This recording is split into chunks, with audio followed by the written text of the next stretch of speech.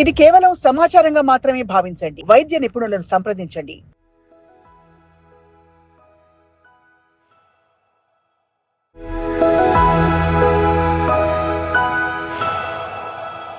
Sir ఇదే మోకాలు సర్జరీస్లో మీరు 3 రోజుల గ్యాప్ ఇచ్చి 2 మోకాళ్ళకి సర్జరీ చేసే ఒక ప్రక్రియని మీరు చేశారు కదా సార్, దాన్ని ఏమంటారు?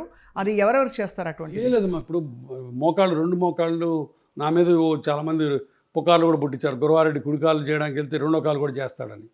అది తిక్కలోళ్ళు తెలియని మాట్లాడే మాట.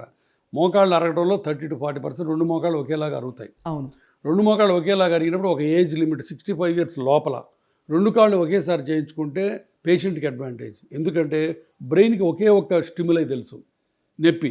2 కాళ్ళకి చేయించుకోవాలని డబల్ నొప్పి ఉండదు. అవును, అర్థమైందా? మీరు బాపు గారు కార్టూన్ చూసే ఉంటారు. చిన్నోడు ఒకడు ఏడుస్తుంటాడు, బుడ్డోడు. వాళ్ళ అన్న ఇంకోటి వచ్చి ఇడు ఏడుస్తున్నాడు, ఇంకోటి లంకించుకుంటే పోలా అని ఇంకోటి కొడతాడు. ఏడుపు ఒకటే. సో అదే టైపులో ఇక్కడ కూడా అంతే. మోకాళ్ళ నొప్పులు 2 వచ్చినా 1 వచ్చినా ఆపరేషన్ చేస్తే బ్రెయిన్కి ఒకే నొప్పి తెలుసు, రీహాబిలిటేషన్ ఒకటే. సో కాబట్టి కవల పిల్లలు పుట్టినట్టు ఒకే ప్రసవంలో 2 అయిపోతాయి.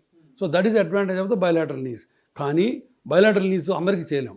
బాగా ఒబీస్ ఉన్న వాళ్ళకి, తర్వాత 65 దాటిన తర్వాత ఉన్న వాళ్ళకి, కోమార్బిడ్స్ అంటే హార్ట్ ప్రాబ్లమ్స్ ఏదైనా ఉన్న వాళ్ళకి చేయం. సో అది లిమిట్స్ మేము పెట్టుకుంటాం. సో కొంతమందికి ఎట్లా అంటే 2 కాళ్ళు ఒకే రోజు కాకుండా 3-4 days గ్యాప్లో చేయడానికి వెసులుబాటు ఉంటుంది. దాన్ని స్టాగర్డ్ నీ రీప్లేస్మెంట్ అంటారు. అది మన ఇండియాలో ఎక్కువ చేస్తాం. ఎందుకంటే పాపం మన వాళ్ళందరూ బయట నుంచి రావాలి, ఊళ్ళ నుంచి. తర్వాత కూతుళ్ళు కోడళ్ళు అందరూ సెలవులు పెట్టుకొని వస్తారు. సార్ మేము అంత దూరం నుంచి వచ్చాం, మళ్ళీ 2వ కాలకి రాలేము సార్ అంటారు. So social conditions will make you optimise the outcomes. అప్పుడు ఏం చేస్తామంటే ఒకటి సోమవారం చేసి ఇంకొకటి శుక్రవారం నాడో శనివారం నాడో ఒక 5 రోజుల గ్యాప్లో మళ్ళీ ఎనస్థీషియా వాళ్ళతో మాట్లాడి కార్డియాలజిస్ట్తో మాట్లాడి సేఫ్ అనుకున్న తర్వాత చేస్తాం. అది బాగా పనిచేస్తే మేము యాక్చువల్గా దాని మీద ఒక పేపర్ కూడా పబ్లిష్ చేసాం. So it's quite safe surgery, but patient selection important. But the impact and damage is similar on both knees అంతే కదమ్మా. 2 బోత్ ఈక్వల్గా ఆపరేషన్ చేయాలని నిర్ధారించుకున్న తర్వాత ఈ ప్రక్రియ చేస్తాం. అది సార్ వీటితో పాటు మీరు ఇతర joint replacements, what is the most complex sir వీటిలో? అంటే ఇప్పుడు హిప్ రీప్లేస్మెంట్స్ కూడా ఉంటాయమ్మా. నేను I'm specialist knee and hips. అవును సార్. హిప్స్ ఇప్పుడు అన్ఫార్చునేట్గా ఈ కోవిడ్ వచ్చిన తర్వాత హార్ట్ అటాక్స్ ఎక్కువైనట్టు avascular necrosis of the femur అని ఈ ఫిమరల్ హిప్ జాయింట్కి బ్లడ్ సప్లై తగ్గిపోయింది కోవిడ్ వల్ల. మాకు రోజుకి కనీసం 5-6 వస్తారు. అంతకుముందు నెలకు ఒకళ్ళు వచ్చేవాడు.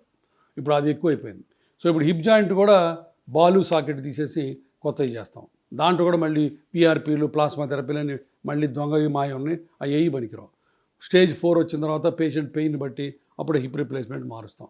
సో హిప్ ఇప్పుడు బాడీలో మూవ్ అయిన ప్రతి జాయింట్ మార్చచ్చు. Hips, knees, ankles, fingers, wrist, elbow, shoulder అన్నీ మార్చచ్చు. But most common, most popular, most successful వచ్చి మోకాళ్ళు, తర్వాత హిప్ జాయింట్స్, తర్వాత షోల్డర్ జాయింట్స్. సో ఇవి సంగతి. ఇప్పుడు దాంట్లో లేటెస్ట్ రోబోటిక్ టెక్నాలజీ వచ్చింది. రోబోటిక్ టెక్నాలజీతో ఇంకా మరింత ప్రెసిషన్తో వచ్చింది.